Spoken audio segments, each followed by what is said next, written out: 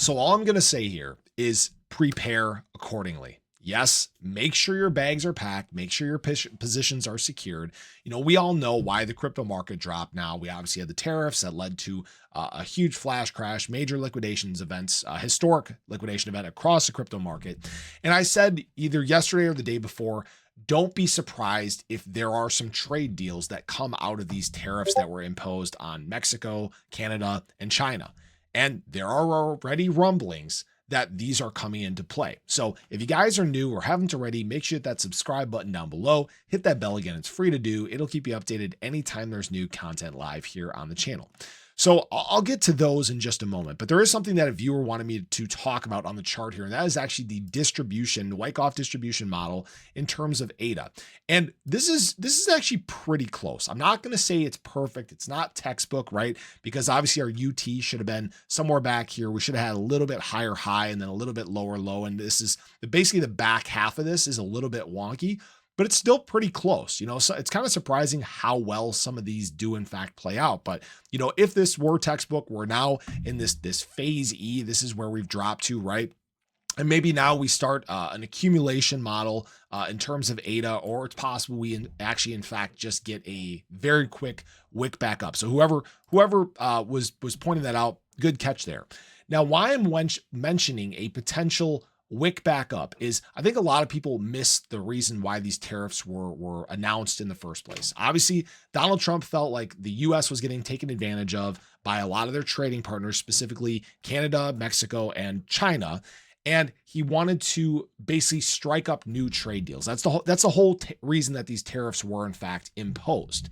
And what's interesting is I said either yesterday or the day before that I wouldn't be surprised by some of these new trade deals coming into effect. And what's interesting is late last night, it was announced that China has actually offered a trade deal to President Trump to dodge these US tariffs. Go figure, right? This is the exact thing that the US was looking for. Now, understand that back in 2020, Beijing actually promised to increase the purchase of American goods. This was actually because of the tariffs that were imposed back then. And this was agreed to by the US. They agreed to accumulate US goods and services to the tune of $200 billion over 2 years at that point. Unfortunately, it didn't work because China didn't even hit the 60% target on this. So I don't know if the US is going to accept China trying to get back on basically this trade deal that they had back then. We'll have to wait and see. But what they have said is they're actually going to really focus on accumulating things that they actually need, like tech hardware, chips, semiconductors, and US energy products, right? Now, obviously, there is some pushback from Canada and from Mexico right now. Obviously, Donald Trump had put in a trade deal back during his first term that apparently wasn't happy with the outcome of. So what this is basically, it's a big power move, right? For the US to try to strike up deals that are more beneficial for the US, okay? And what's interesting here is if these deals do start to roll out, if you see the conclusion of these tariffs in a not so distant future here, we may see the market bounce back in a huge way, all right? Because it will have accomplished exactly what he set out to do.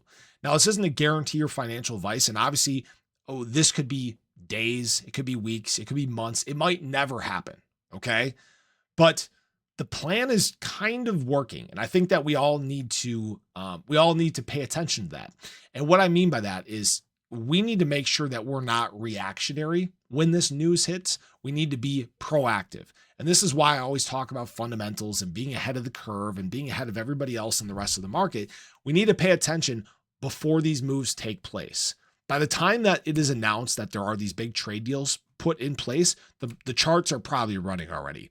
During these times, we've seen huge accumulation from whales, and we'll probably see some accumulation from institutional money. Governments haven't slowed down their buying or anything like that.